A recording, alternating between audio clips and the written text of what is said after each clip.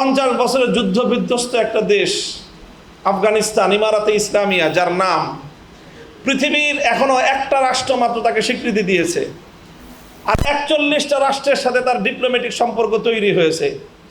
গোটা আরব বিশ্ব তাদেরকে ডিপ্লোম্যাটিক অ্যাক্সেস দিয়েছে। আমাদের এই ভারতবর্ষেরও ভারত, পাকিস্তান সহ দক্ষিণ এশিয়ার প্রায় সবগুলো রাষ্ট্র তাদেরকে অ্যাক্সেস দিয়েছে। কিন্তু শুধুমাত্র আরব বিশ্বের কুয়েত আর এই দক্ষিণ এশিয়ার শুধুমাত্র বাংলাদেশ তাদের সাথে এখনো পর্যন্ত কূটনৈতিক কোনো সম্পর্ক স্থাপন করে নাই। একটা মুসলিম রাষ্ট্র যাদের সাথে চায়না, রাশিয়া সহ অগ্রসর হয়ে এসে সম্পর্ক স্থাপন করে, আমরা বাংলাদেশ একটা মুসলিম জাতি, ক্ষুধা পীড়িত, দারিদ্র পীড়িত, যুদ্ধ বিধ্বস্ত এরকম একটি মুসলিম জাতির উন্নয়নের পিছনে আমরা কেন অন্য 10 জনের চেয়ে পিছিয়ে থাকব? যে দেশের যে পরিচালনা ব্যবস্থা, এই পরিচালনা ব্যবস্থায় নানা ধরনের প্রতিবন্ধকতা আছে। আর বিশেষ করে আলেম ওলামা এবং হুজুররা তারা সমাজে সচ্ছলভাবে, সুন্দরভাবে দায়িত্ব পালন করবে, এটা দেখলেই অনেকের শরীরের মধ্যে চুলকানির উপদ্রব তৈরি হয়।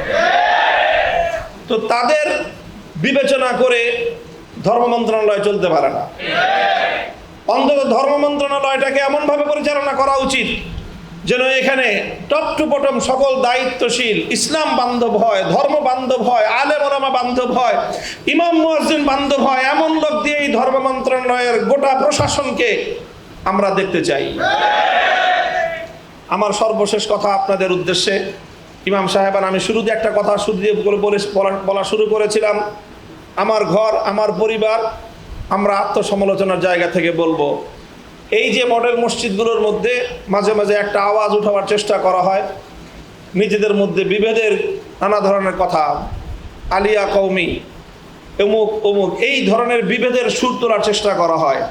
আমি আপনাদের সকলকে এই অনুরোধ করব, আল্লাহর ওয়াস্তে, মা বালু দাওয়া জাহিলিয়াতিন দাউহা ফাইন্নাহা মুনতিনাতুন, দাউহা ফাইন্নাহা মুনতিনাতুন। এই জাহিলিয়াতের দাওয়া কখনোই যেন আমাদের কোনো ধর্মীয় অঙ্গনে আর নতুনভাবে উচ্চারিত না হয়। এখানে কওমি এবং আলিয়ার কোনো বিভেদের দেয়াল এইভাবে টেনে নেওয়ার কোনো সুযোগ নাই। ইন্না আকরামাকুম ইনদাল্লাহি আত্কাকুম, ইলমের ভিত্তিতে, তাকওয়ার ভিত্তিতে আমরা পরিচালিত হব। কোরআন সুন্নাহ আমাদের মানদণ্ড। আকাবির এবং আসলাফ, পূর্বসূরীরা, সাহাবায়ে কেরাম থেকে বর্তমান সময় পর্যন্ত যারা ইসলামের সঠিক আলমবারদার, ইমাম মুজতাহিদিন, আমাদের সালাফে সালেহিন, তাদের নকশে কদম এবং তাদের আদর্শকে সামনে রেখে আমরা যে যেখান থেকেই পড়াশোনা করেছি, আমাদের শেকড় এক জায়গায়, সোনার মদিনায় আমাদের শেকড় এক জায়গায়, সেটা হলো কোরআন এবং সুন্নাহ। সেই কোরআন এবং সুন্নাহর ভিত্তিতে আমরা সম্মিলিতভাবে আমাদের কার্যক্রমকে পরিচালনা করব ইনশাআল্লাহ। আল্লাহ পাক রব্বুল আলামিন আমাদেরকে তৌফিক দান করুন। বাংলাদেশের এতগুলো মডেল মসজিদ যেভাবে তৈরি হোক, এখন আমরা এটাকে ভবিষ্যতে সকল ত্রুটির ঊর্ধ্বে উঠে আমরা এই মসজিদগুলোকে পরিচালনা করব। আমি চাই আমার রাষ্ট্র, আমার দেশ যেন এই বিষয়ে আরও এমন ভূমিকা পালন করতে পারে যেটা নিয়ে আমরা গৌরব এবং অহংকার করি। একটা কথা বলার লোভ সংবরণ করতে পারলাম না। আত্ম উপলব্ধির জন্য আমার সরকারের, আমার রাষ্ট্রের আত্ম উপলব্ধির জন্য আমি বলে যাই, আমরা তো আলহামদুলিল্লাহ বাংলাদেশ সর্বদিক থেকে যথেষ্ট অগ্রগামী একটা রাষ্ট্র।